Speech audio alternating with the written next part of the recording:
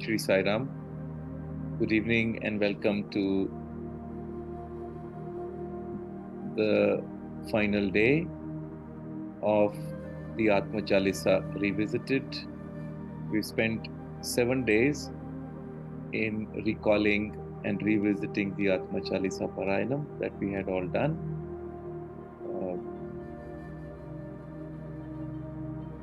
Thank you for all of you for being here, and thank you to all the masters through whom this wisdom comes. And we are fortunate that we can sit in Sangha, in Satsanga, for these 7 days, and we thank all the elements for supporting us in our Sankalpa, and we could do what we set out to do. So I hope and pray to the Almighty Consciousness that today, as we complete our session, that we should all experience the essence of this Atma Chalisa within our heart, and we should continue in this celebration of experiencing the bliss of the Atman, or the consciousness within, or the God within us. So yesterday we had discussed the last topic being let go and flow. That when we let go of our mind, when we let go of our attachments, our expectations, and when we let go of working for a particular result or a reward, and when we start doing action for the sake of doing it, surrendering it to the higher consciousness, to the Lord in our heart, then we get into a flow of life, and a flow which takes us essentially to where we need to be, and life becomes very effortless. That's what a flow means. Flow means that life is without any effort. And I've often been reminded when I used to fly kites when I was a child, that when you start to fly a kite, initially it takes a lot of effort to get the kite in the air. It requires a lot of skill. It requires, the wind to support you, and then as you keep flying the kite, when the kite hits at a certain point of time, a gust of wind which starts to fly the kite by itself. And if you don't hold it, the kite would run away on its own. So at a certain point of time, when a certain pocket of air is penetrated by the kite, it starts to fly by itself, and all the effort and the struggle goes away. The other example that comes to me is the example that when we are traveling by car on an expressway, and then our car goes into a cruise control where you just simply set up the speed at which the car has to go, and you can take your foot away from the accelerator, and the car as if starts to drive by itself. In the same manner, if one was to float on the river which is flowing, then there is no effort that you would need to put, and the water will carry you along with it. And if we were to become that light that we can float on the river and the river will take us to where we need to be. Same way, when we reach the space or the stillness that exists beyond the mind, when a mind completely is devoid of any thoughts, agitations, and we are in the space of this blankness, this void, this stillness, there is something that takes us in its arms and makes us flow effortlessly, as if we have become in synchronicity or in synchronization with life itself. And that flow then takes over everything in our life, and everything starts to happen as if it's magic. And that is the flow that each one of us is actually seeking in our lives. What is this flow that we talk about? What is the flow we reach when we let go our mind? When the mind becomes peaceful and the mind has no need to prove itself, and the mind is neither feeling agitated, nor it is rebelling, nor it is feeling of either an excessive joy or of any sorrow, either of being hurt or being ecstatic. That is when we start to experience that something in us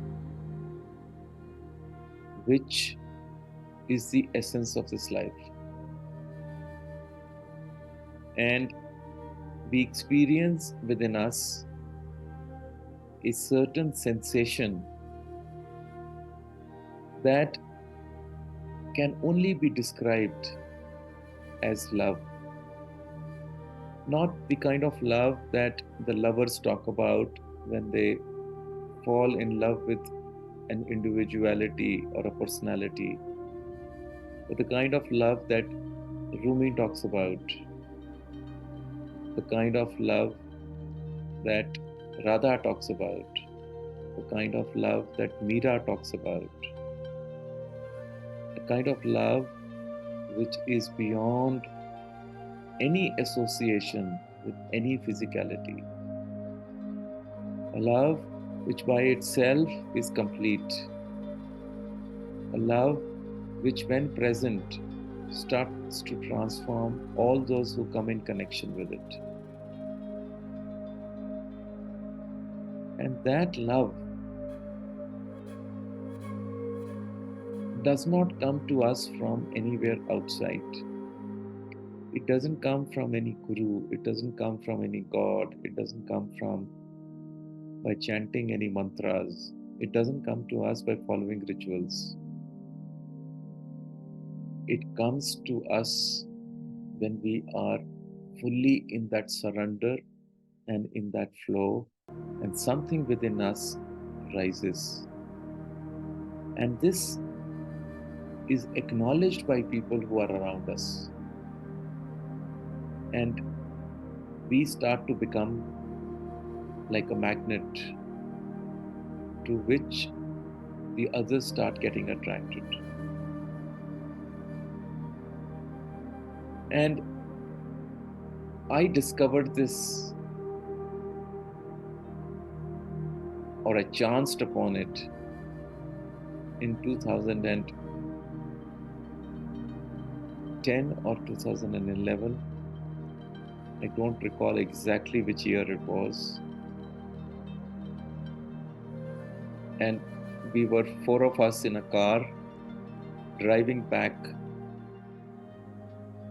having visited one of the leading cement plants in the country, where we were trying to install a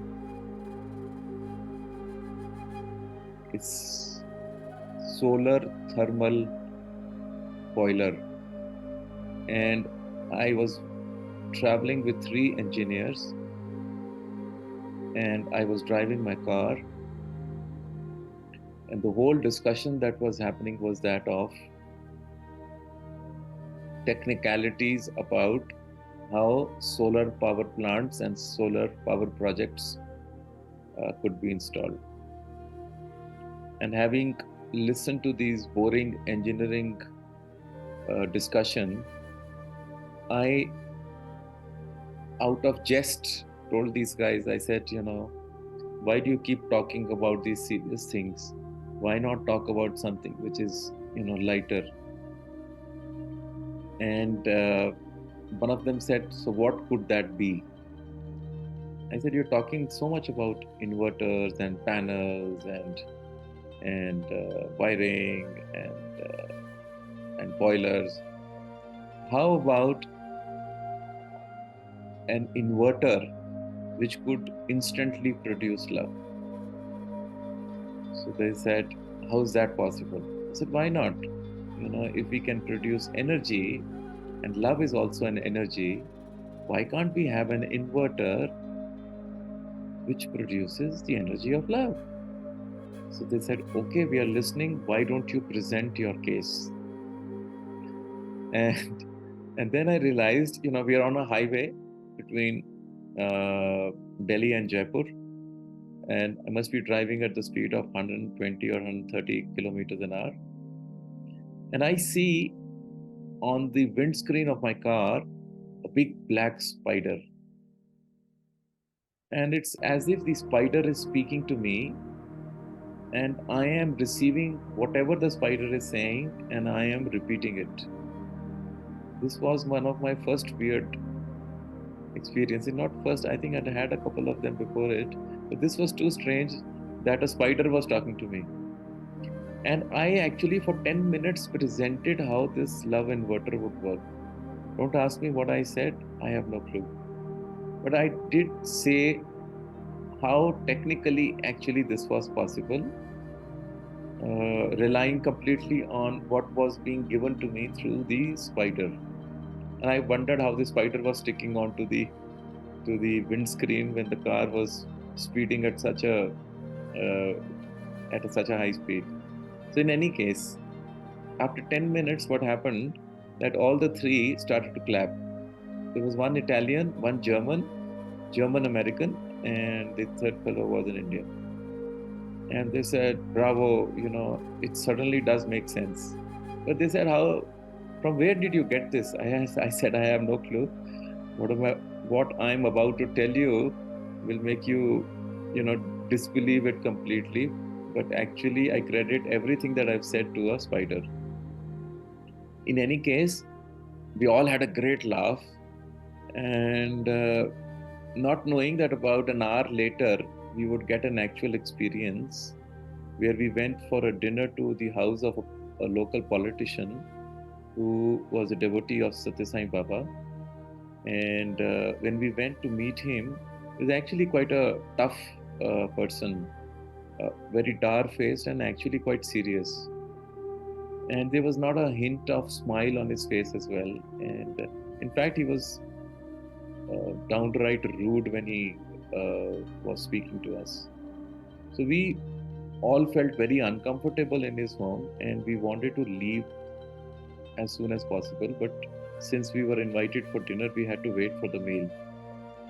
To cut the long story short, when we were sitting on the dining table and having dinner with him, I was fortunately sitting across him, and so that he could look into my eyes. And he had a very ferocious look. He was quite dark-skinned, dark complexion, and he had black hair and a black, huge mustache, which rolled into his sideburns. So it was so big that it took most of his face away. And so the color of the hair and the color of his skin, it was all bringing this kind of an experience of a very ferocious person. And he was sitting right across from me and not smiling. And in the middle of the meal, suddenly he looked at me and smiled and pointed a finger towards me and said, "What are you doing to me?" And I had no clue what he was talking about. And then he broke into a smile and he said, "You are sending me love energy." Now that was weird, Somebody says you're sending me love energy, and I just couldn't figure out. But he started to smile, he started to joke. He suddenly, his mannerism completely changed. And by the end of the meal, when we were to leave, he came out to see us off at the gate. Uh, he gave me a beautiful hug and he said, "I don't know who you are, but there is something about you which has brought so much joy in me. And and he gave me his number. Normally politicians don't give their numbers. And he said, if I can ever be of any help or assistance to you, it would be my privilege." And as we left his home, we sat in the car stunned at what had just happened. And the only thing that came instant to all of us was that somehow that love inverter had started to work. And my experiences of my life have been that actually that love inverter is very much fitted in each one of us. If we are tuned to it, we can switch it on at any point of time. And it starts giving this energy of pure love wherever it is required.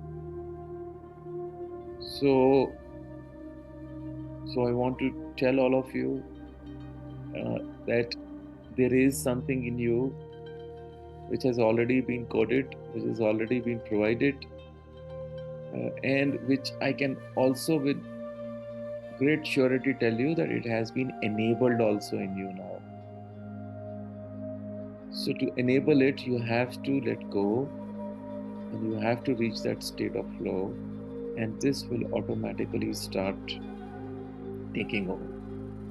I can assure you your lives are never going to be the same again, because what you have stepped into is so magical that it is beyond belief and can therefore only be experienced.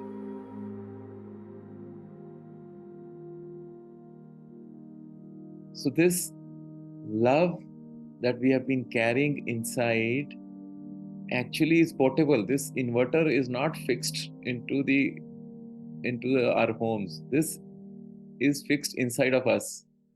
And man is the most portable thing ever. We can take a flight and go anywhere. We can go for a walk anywhere. We can get into a car. And hopefully one day we'll start flying also ourselves. And therefore we can carry our love wherever we go. This is something that nobody can take away from us. Nobody can steal it. Nobody can rob it. Nobody can snatch it away from us. This is something so intrinsic to us, because this is who we are. This is the essence. So love is the essence of our existence. Love is the essence of our being. And love is what makes everything happen. Love makes the sun come out every day. Love is what actually makes it set in the evening. Love is what makes the food grow on the plants, the flowers on the trees and the bushes and the plants. It is love that makes the bees run after the flowers to get honey. It is a love that makes photosynthesis happen. It is love that makes human beings do selfless work. It is love that makes us come to this planet. And it is love for which we come here to experience this love, to experience this pure love is possible only here in this planet called Earth. And somehow our country, Bharat, has been beautifully blessed by all the saints and sages who have done a lot of tapas, that it magically manifests here.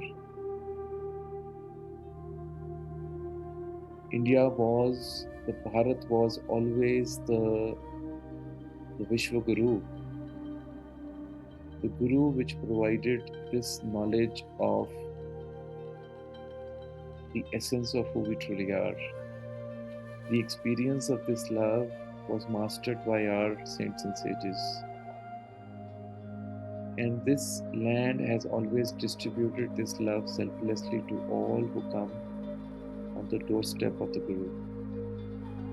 With whatever bhavam you will come is what you will receive. We started the first day on our journey to say, Yad bhavam tad bhavati. As you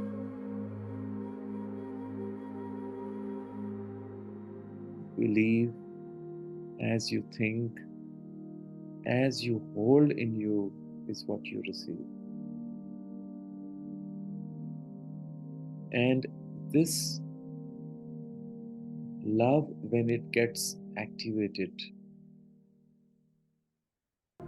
this love, when we start experiencing in our lives, it shifts everything within us and it shifts everything that is happening to us. It changes all our circumstances.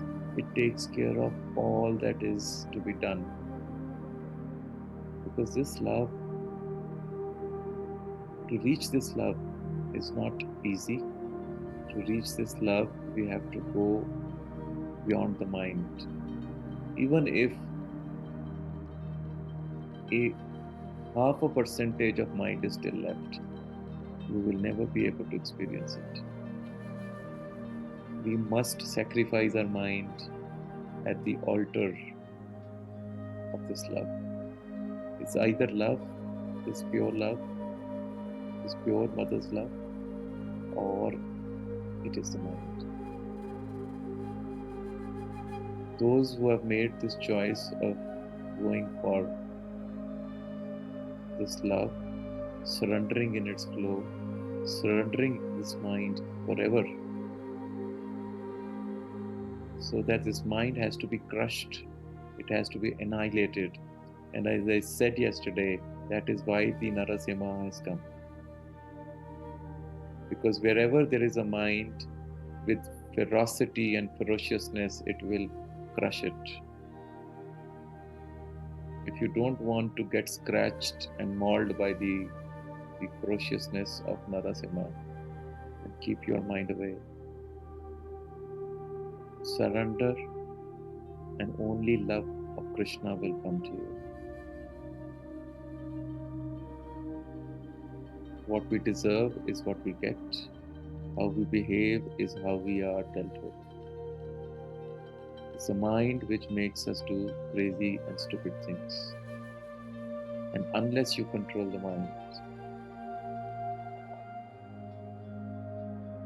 this duality will keep troubling us.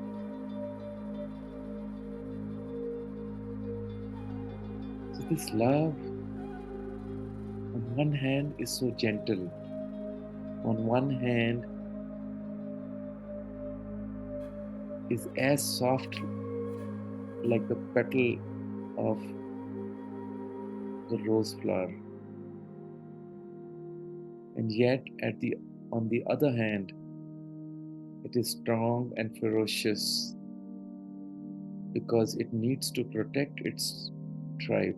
It needs to protect its cubs. The mother, when it has to protect its flock, its children, then it takes the form of Devi. The goddess will annihilate out of pure love to protect its own. And that's what the Devi has set out to do. And yet, when the children come to the mother in surrender, the mother takes her children in her arms and rocks them in her, cradles them in her arms, rocks them on her lap, and we experience that love of 1,000 mothers.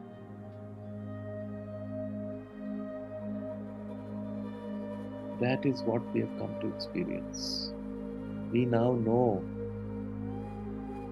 having gone through this knowledge, this wisdom of Atma Chalisa, what we need to do, where we need to be, how we need to behave. And it is for us to make this journey, this transition, and experience this love for all times to come. Because there cannot be a better time than this. There cannot be a better place than this. And there cannot be a better world than this. The world that we are now creating out of this pure love.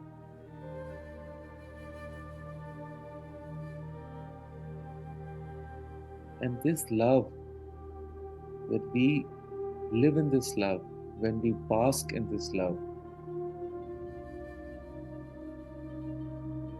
we become equal minded.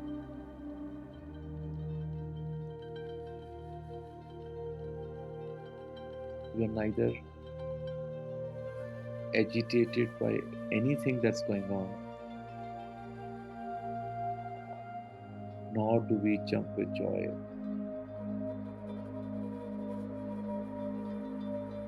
This stage, or this state, has been elaborated by Krishna in the Bhagavad Gita when he says that this is the ultimate experience, Arjuna, for which all the saints and sages and yogis yearn for, long for.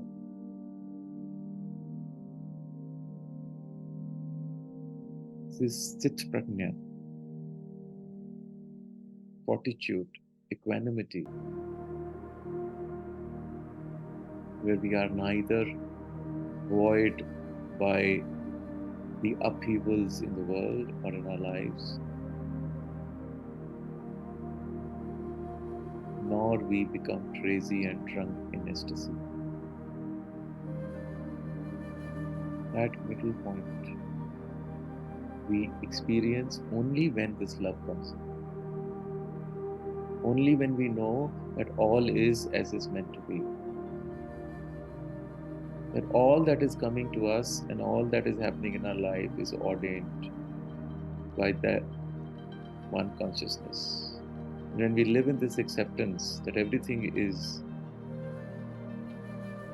has come for me and for my journey so that I can experience this love.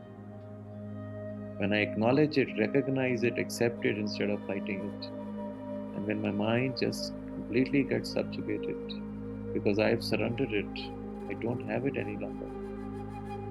That is when this experience comes.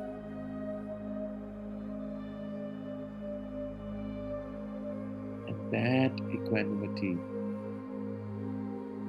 makes us see the solution in every challenge that comes in life. Makes us create perfection out of imperfection. Makes us dance and sing through life without a care, because you know that everything is in control. Everything is in control and is being controlled by this consciousness, and that consciousness is not separate from you.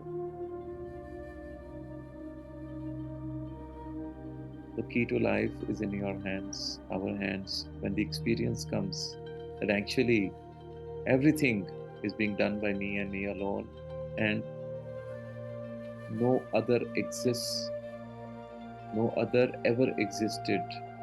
Every body, every person that we interact with is only a reaction, reflection of us.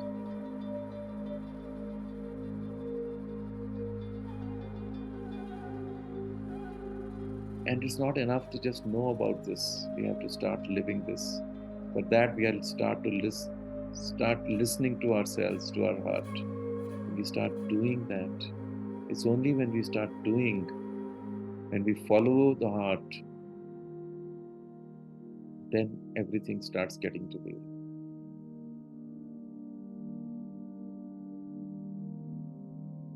Because the heart is always expressing itself. It has always expressed itself. We have just never listened to it.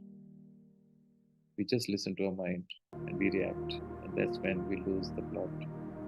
But if we were to listen to the heart and ignore the mind,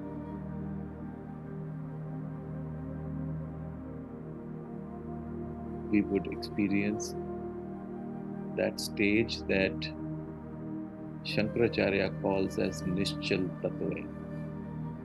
Remember, we started the journey where he gave us the path to liberation or self realization, where he said, Satsangatve Nisangatvam, Nisangatve Nirmohatvam, Nirmohatve Nishchal Tattvam, Nishchal Tattve Jivana Mukti. So for liberation, the pre-stage is Nishchal Tattva or Sit Prajna or equanimity. But that's the journey that we have been taking, and we have been together for quite some time now. All of us together have crossed a lot of milestones together. We've guided, encouraged each other, and motivated each other as a Sangha. And therefore, today, as a Sangha, we are experiencing this love. We are experiencing this consciousness, which we have been calling as Vasudeva Kutumbakam, this one family, or the family of love.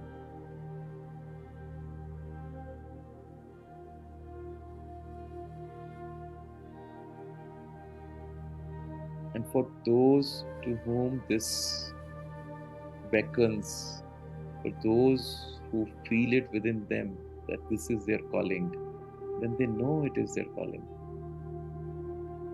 And for those who still feel that it is just a good experience or something good to do, then that too is correct because they have their own path. But for the others, the call is very clear. The call is in the heart, by the heart, for the heart. And the heart just doesn't lie. It doesn't know, it does not know anything called untruth. It just experiences everything as they are, as it is.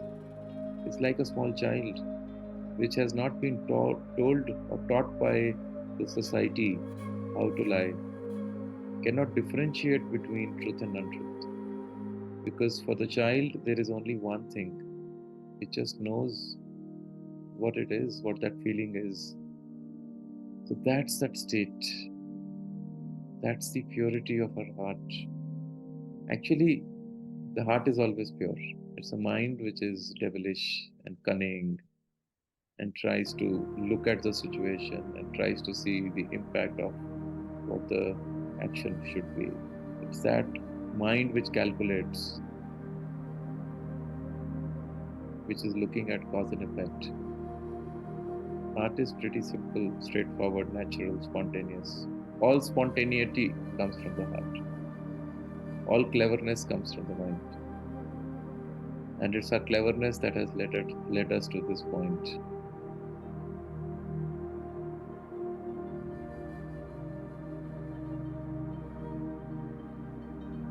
So this is the point where we remind ourselves once again of what Shankaracharya ji at the tender age of 8, when he met his Guru Govindpada for the first time, when he asked him, "Who are you?" In that moment, he recited a poem, which I think all of us love that poem. To To me, this poem is the ultimate epitome for where we all want to be, for those who are seeking this self-realization. And Shankaracharya ji very beautifully put this together. And he said, Mano buddhi ankara chitta ninaha, nacha shrota jivve, nacha granam mitre, nacha vyoma bhumi, na tejo na vayu, chidananda rupa, shivoham shivo, chidananda rupa, shivoham shivo. That I am neither the mind nor the intellect, neither the ego, neither that chitta which holds the memories. Neither I am the tongue, the eyes, the nose, the ears, which are the sense organs. Neither I am the five elements, the earth, the wind, the fire, the space, the water. I am not any of these. That means he's denying all physicality and all the physical forces that interact with this body. And he says, I am Chidananda Rupam Shivo Mamsha. I am that awareness. I am that consciousness which is eternal, which is auspicious, which has no form. I am that Shiva, not Shiva. Shiva actually never had a form. Shiva is the eternal principle, the formless principle. And that's why Shiva was always represented as a lingam. Because the lingam represents an object which represents eternalness, because it has neither a beginning nor an end. That's how the shape of the lingam is.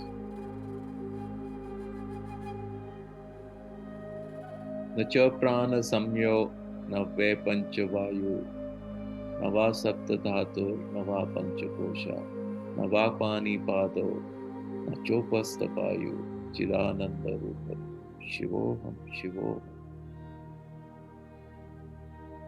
So then he says that neither I am this breath, neither the prana, neither the five vital airs, I am neither the seven elements of the body,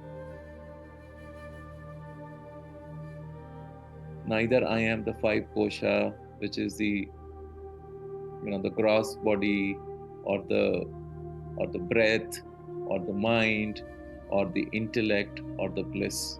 So I am neither of these five koshas. So in this, and then he says, I am neither the organs of action or excretion or reproduction. So he looks at the sense or the action organs, and he denies that I am neither of these. So again, he's looking at every element of physicalness of our body, or how we are seen in this world. Our relationship with the world is through our five senses. And so therefore every aspect of it he is going and denying.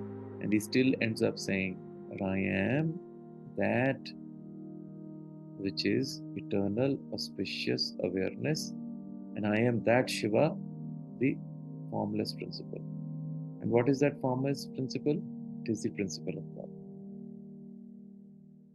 That's why we call Shiva as the Bhole Baba. Who's Bhole? Bhola means innocent. Innocent like a child. And in the innocent child, is where the love flows. So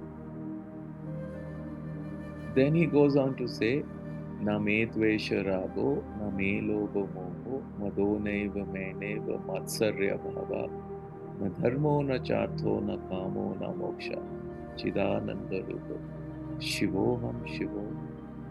So when we chant this, we should actually go into every aspect of it and see for ourselves that we should also negate it, because he's negating that I'm not this, I'm not this, I'm not this. When we chant it, we should chant it very slowly, knowing the meaning of it and negating this is not who I am. So I am neither likes nor dislikes. Because if we are still caught in likes and dislikes, we are still in the life. Neither I am greed nor I am attachment. Neither I am, this mind, nor I am the feeling of greed in me. Neither I have any jealousy in me. Neither I have any five, there are five goals of life in Vedanta. He says the four goals. He says, neither na dharmo, na chartho, na kamo, na moksha. That neither I have any righteous acts or dharma to perform, nor I have to raise resources or wealth to perform these righteous acts.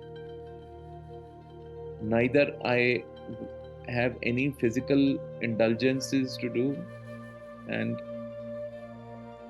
nor I therefore seek for liberation, because when none of this is there, then there is no question of liberation, because I am Shiva, the pure consciousness, the pure awareness, that pure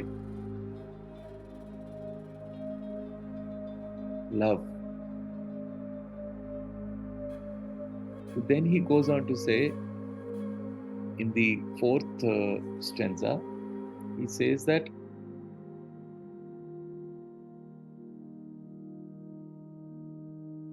I am not either the enjoyer nor the object of enjoyment, nor I am the experience of enjoyment. I am neither in the pursuit of enjoyment, nor I am the enjoyer of anything, nor I am the feeling of enjoyment. I am actually pure consciousness. I am not associated with any kind of a consumption or any kind of a feeling that is derived through consuming anything through the five senses, because we consume things through our eyes, through our ears, through the sense of smell, through our tongue, and through our hands and feet, through the touch.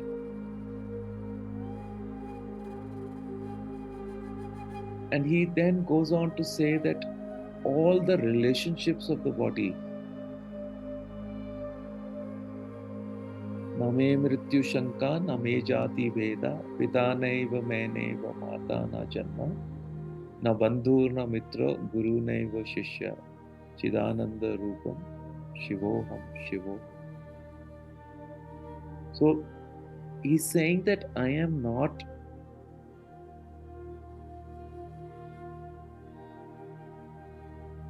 I cannot be defined as any particular relationship, whether it's of a mother or a father or a guru or a disciple. And I have no fear of death, because death is to the body. And therefore, there is no caste, because all caste system is based on the body, all religions are based on the body. I am not that. I am actually pure consciousness.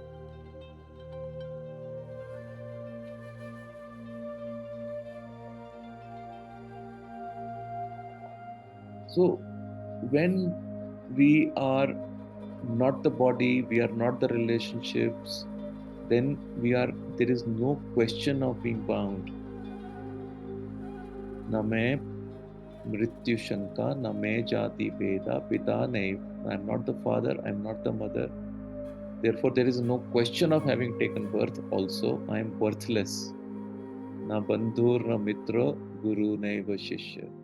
So, no bandhu, no brother, no friend, no guru, and no shishya. Neither I am a guru to someone, nor I am a disciple of anybody. Na punyam, na papam, na sakhyam, na dukkham, na mantro, na tirtho, na veda, na yam. Aham bhojanam naiva bhojyam na Chidananda Rupam Shivoham Shivo. That there is neither anything auspicious nor there is anything sinful. Neither there is anything good nor there is anything bad. Neither there is a ritual to be performed nor do I have to go anywhere to perform a pilgrimage. Because everything that is with me and in me is auspicious. I don't need to take a bath in the holy river Ganges to purify myself because I'm already pure. I do not have to observe any fasts, or I do not have to go to any particular pilgrimage to become pure. And there is no japa or tapa to be performed because I am that pure consciousness. So once you reach that stage, then you become one with all consciousness. Then there is no question of any duality of anything that the body has to do, because the body's purpose is served. What is the body's purpose? Is to experience that one consciousness, to experience that we are this truth, to experience this love. And once it is done, all observances of fasts, of going to holy places, of doing certain things, of trying to be somewhere, they all fall off.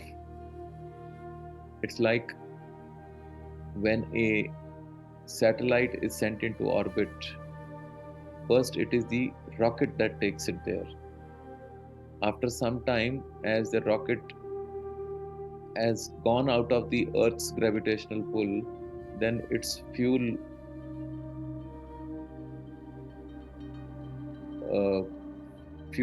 rockets they fall off.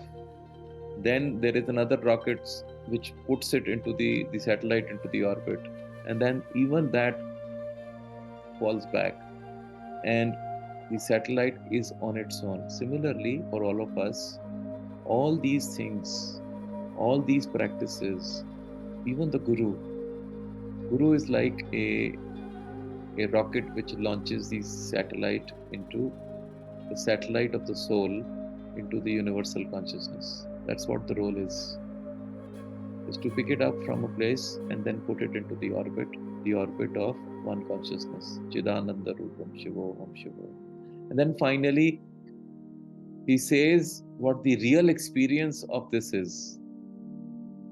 He says, Aham nirvikalpo nirakara rupo vibhurvyapta sarvatra sarvendriyana sadame samatvam namuktirna bandha chidananda rupam shivoham shivo chidananda rupam shivoham shivo chidananda rupam shivoham shivo.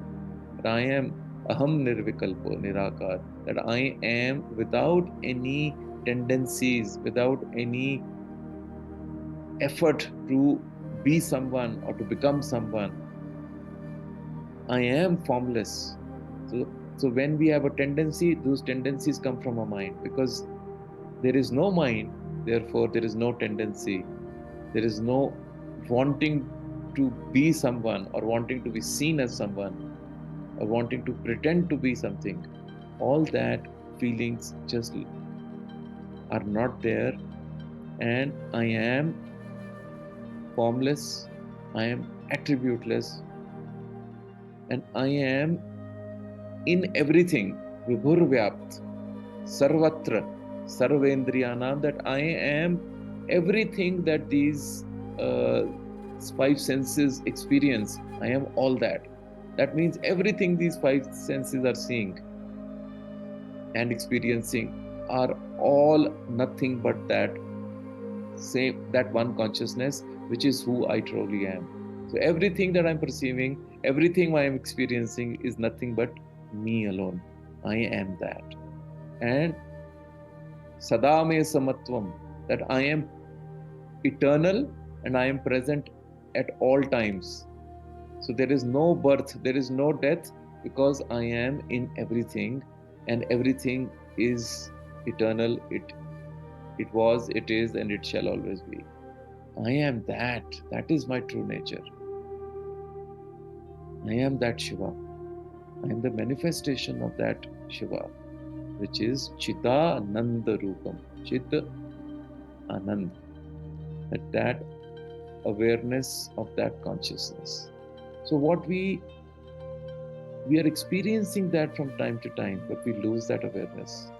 When do we lose our awareness? When the mind takes in. But when we are together like this and we are connected to that source, we start experiencing this bliss. And I can see it on your faces of a lot of you, what you are going through at this point of time. But we need to hold this awareness. We need to remind ourselves the truth. This is who we truly are. So anytime when any other sensation or any other feeling tries to come over us, overcome us, subjugate us, that is when we have to be very alert. As we say, be aware, be alert. The minute the awareness falls, the alertness goes down, and we fall victim to the mind. And all the good work we have done with our master just becomes zero in a minute. And we have to start all over again. Because this journey of learning, teacher cannot ever teach. Teacher has nothing to teach. It is the student who has to learn. In a university, when we go, the learning is in the hands of the student. And this is the highest university of life. Teacher has nothing to teach you. You can learn from the teacher by observing. You can learn only if you are wanting to learn. It's in school that the teacher tries to teach. In the university, the responsibility is given in the hands of the student. Teacher is only a facilitator. It's only available that if you have queries, you come to the teacher. So the responsibility of life is constantly we have to take our responsibilities. In school, we are kids, therefore the teacher has to teach us. When we grow up in life, then we have to take responsibility.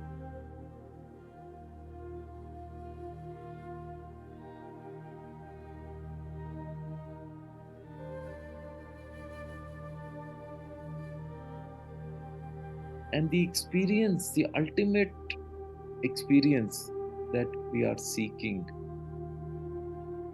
is the realization, which Shankaracharya ji talks about, is the realization of that I am that consciousness. And this consciousness itself is Brahman, because we've said that this consciousness is all pervading. It is present everywhere. Sada me samatvam. So what does it mean? It means Pragyanam Brahma. That this Brahman is this consciousness. And then we say, I am Atma Brahma. That the self is the Brahman. Right? This self is the Brahman, and this consciousness is the Brahman. So that means the self is actually the consciousness. And then the third stage of that is, which we call as Tattvam Asi. That if consciousness is Brahman and I am that consciousness, then Tat Tvam asi, thou art that. That there is no difference between me and anybody else, because everybody is bound together as that one consciousness. So you and I are one, because the same consciousness which is Brahman is me. Therefore, that same consciousness within you is also Brahman. And if Brahman is all that exists, that consciousness exists everywhere, that means you and I are one. And there is only this one consciousness. There is no duality at all. We may physically be looking differently, but we are this one consciousness. And then the realization comes, which is that experience, Aham Brahmasmi, that I am that Brahman. The self-realization. Till now we are trying to logicalize that the consciousness is Brahman, that the self is the consciousness. Then we are saying you and I are one. And so therefore the final ultimate experience is that I am that. That I am that Brahman. Aham, me. I am Brahman. Aham Brahmasmi. And the Vedas put this also very beautifully. I think we started these 7 days Parayanam when we spoke about it, that when we said Brahmavid Brahmeva Bhavati, that the knower of the Brahman is verily Brahman itself. So once we understand what this Brahman is, and once we understand it at the energetic level, and once we understand that energy, when we are in that connection, when we are beyond that mind, when we are experiencing that pure love, actually we are one with this all-pervading reality. And the one who understands this fully, one who understands that this is exactly what we are seeking, this is the stage where we become one with Brahman, one with consciousness. And the knower of the Brahman is verily Brahman itself, Brahmavid Brahmeva Bhavati. So that is what is the final experience. And that's why we need to get into this experience firsthand, so that there is no doubt left in our mind about what is this state of consciousness and what is this energetic experience. And we are able to correlate both of them. We experience it many times, in our sessions. Each one, a lot of you are completely connected to that energy at this point of time. How do we remain in this state of awareness at all times is what this game is all about. Where it doesn't come and go, where it does not get impacted by our situations and circumstances, where it is always with us, no matter where we are, what we are doing, and nobody can steal and rob it, take it. No thug can take it away from us. That's what is the essence of life. The essence of Atma Chalisa, the essence of the goal of life is to experience this reality. And I'd like to close with another quote from the Upanishads, which also kind of reinforces the goal we took for Atma Chalisa and for our life, where we say, Atmano mokshartam jagat hitayacha. That to experience this moksha, to experience this liberation while living in this body, while doing all the work we have to do, unattached, when we start performing all our actions unattached, without any care in the world, doing for the sake of doing, without any expectation or attachment, without getting swayed by the events of this world. When we can reach that stage, then we are an asset to this world. Then we can inspire other people. We can bring in this love that starts to transform others. That is the highest service that we can do to all of humanity, to all of consciousness itself, is to become self realized. Atmano mokshartam jagat hitaya. Jagat is the world. Hitaya means the benefit. The highest benefit that we can provide to the world, the highest service we can provide to the world is to realize our own selves to, and to experience this truth.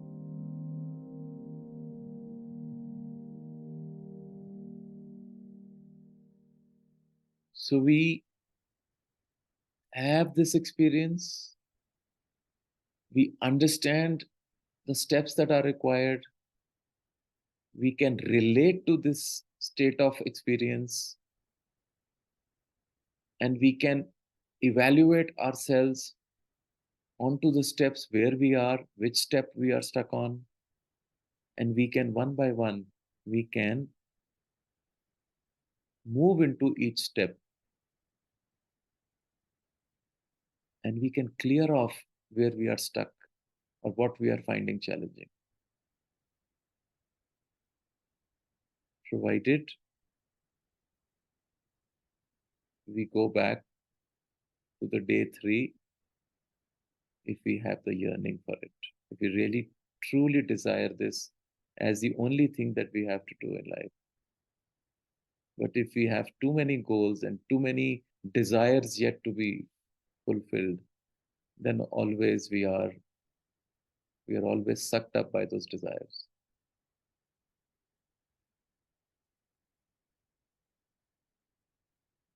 So I pray to the consciousness to bless all of us with this experience of the Brahman, so that we remain in this awareness and we do not get attracted by our other desires and our other unfulfilled desires that we still need to, or we feel the need to fulfill them, and we can experience this state of liberation. And the real work of our life starts actually then, when we can operate out of that state of awareness through the flow of this love, then the highest will come out of us. And life becomes joyous, life becomes a beautiful flow, and we start to remain in the state of bliss. And people around us also start to experience this joy.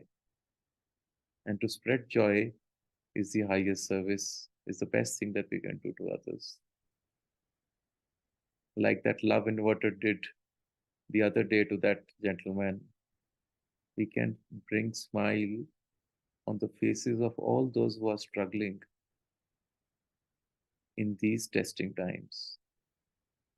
So with that prayer and a blessing, I I want to thank all of you, and I want to thank Satya Sai Baba, and I want to thank consciousness, and I want to thank all the masters before us for having given us this wisdom and for taking us through this experience.